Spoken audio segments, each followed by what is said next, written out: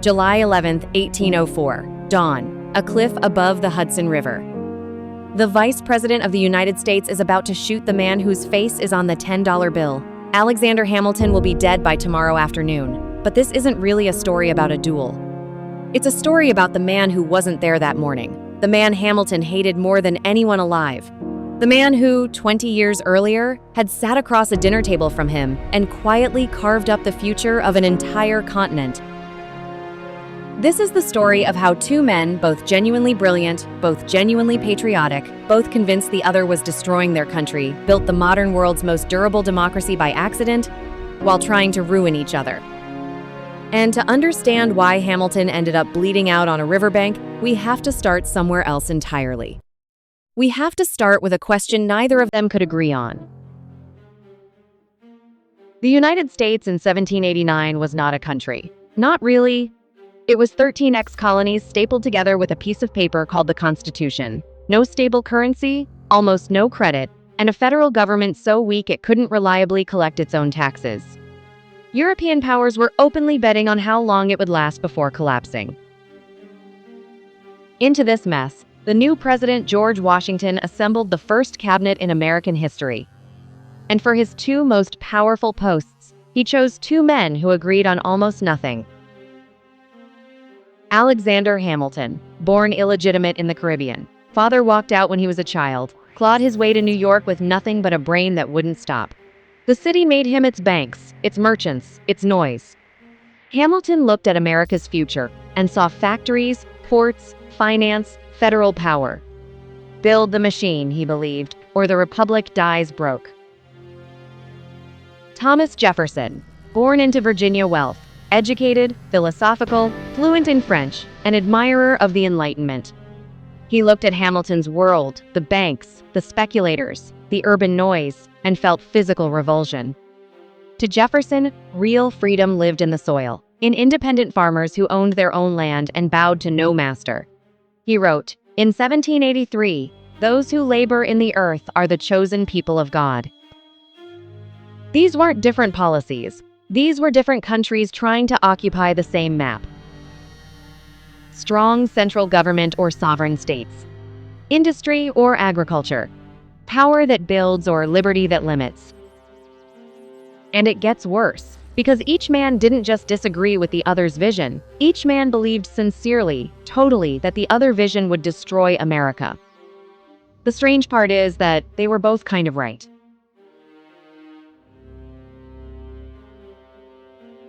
Hamilton walked into a financial nightmare.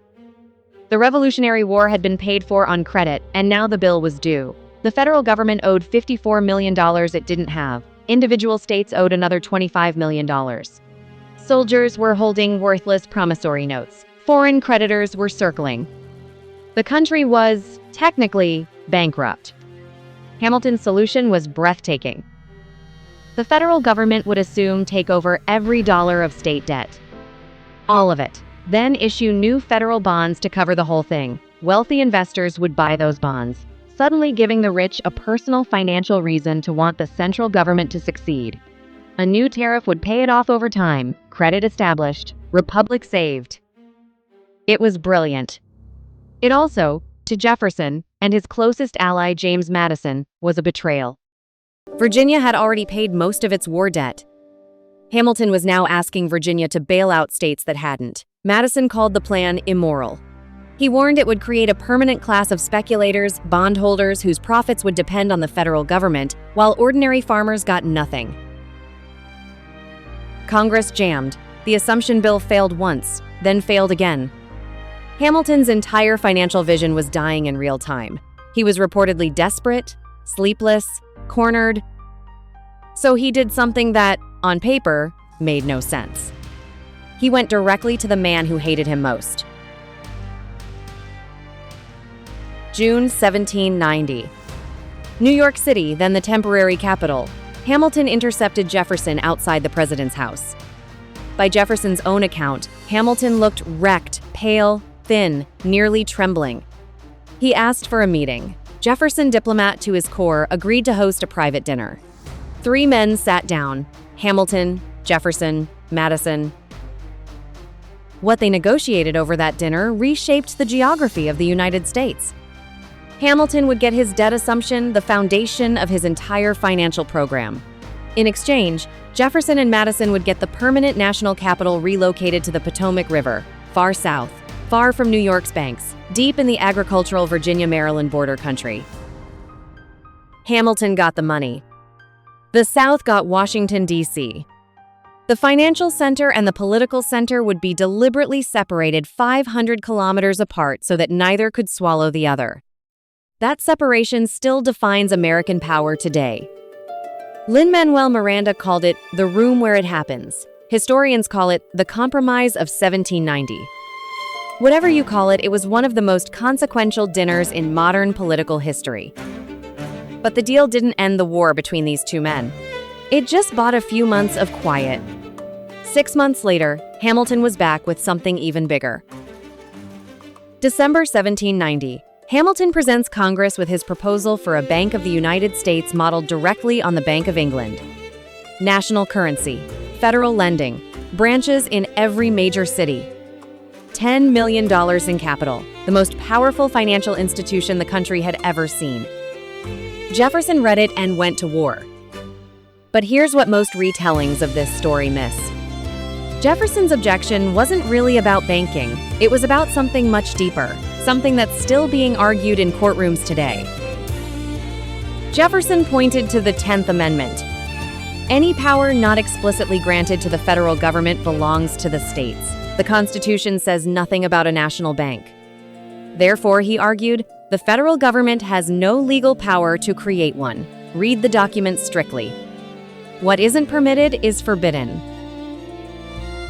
Hamilton's response was equally radical, in the opposite direction. Congress, he said, has the power to do whatever is necessary and proper to fulfill its duties. A bank helps collect taxes and manage debt. Therefore, the bank is necessary. Therefore, the bank is constitutional.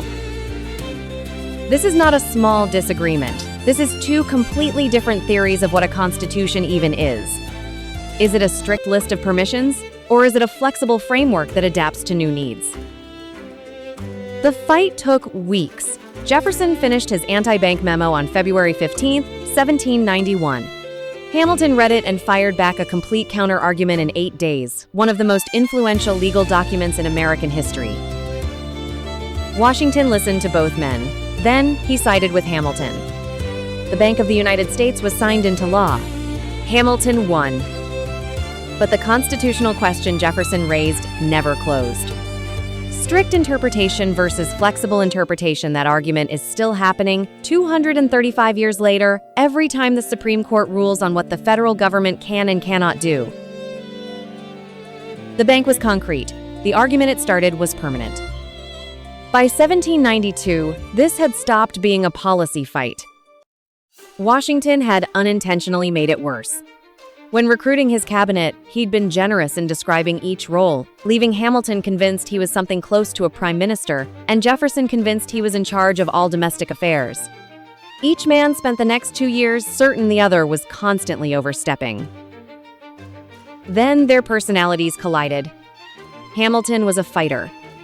He treated cabinet meetings like courtrooms. He gave speeches when conversations would do. Jefferson's private notes complained about Hamilton's 45-minute jury speeches. Jefferson was a strategist. He worked through allies, through letters, through proxies. Hamilton complained to Washington that whenever something didn't go his way, he'd look across the cabinet table and see Jefferson smirking at him. In September 1792, Jefferson sent Washington a letter accusing Hamilton of running a monarchist plot. Hamilton's career, Jefferson wrote, was a tissue of machinations against the liberty of the country. Hamilton looked at Jefferson and saw something he considered worse than monarchism. He saw a hypocrite, a man who preached liberty while owning hundreds of enslaved people, a man who claimed to be a humble Republican while secretly funding a newspaper. Philip Freneau's National Gazette to publish anonymous attacks on Hamilton and the administration he served. Each man was now genuinely convinced the other represented an existential threat to the Republic. Jefferson resigned in 1793. Hamilton followed in 1795. the cabinet finally had peace. The country was about to have something else. Here's something almost no one tells you about the American two-party system.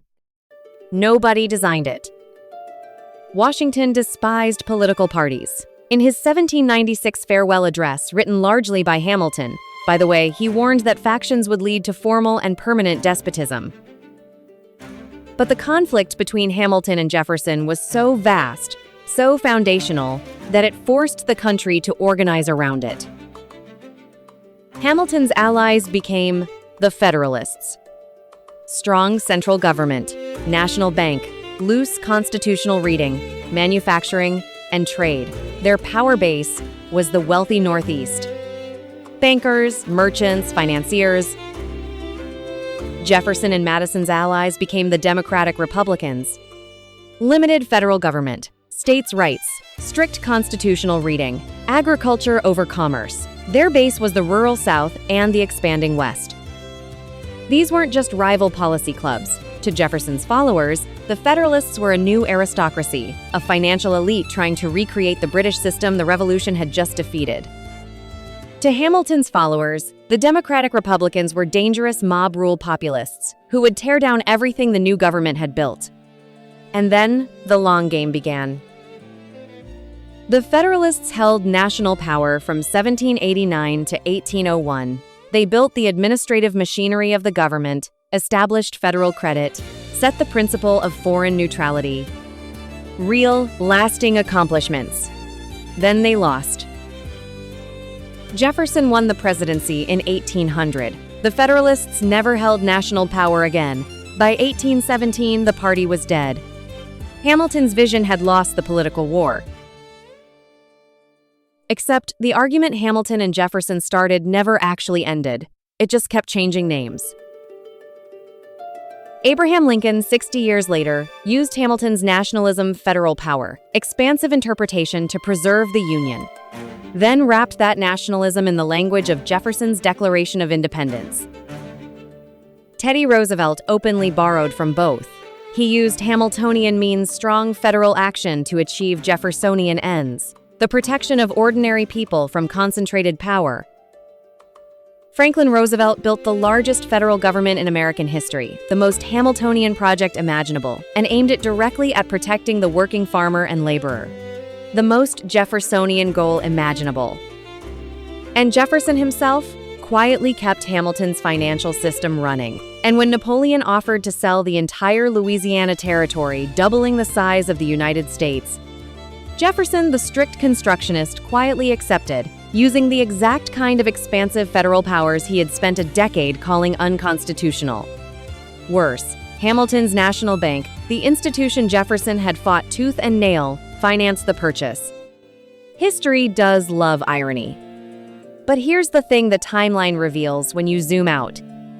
The fight between the Hamilton vision and the Jefferson vision isn't a flaw in American politics. It's the engine.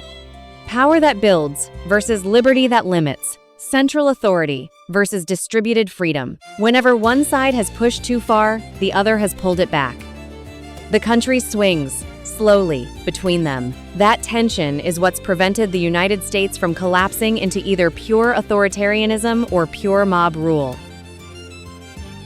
The two men who hated each other more than anyone in their generation accidentally invented an equilibrium that held a country together for 2.5 centuries. Which brings us back to the Hudson.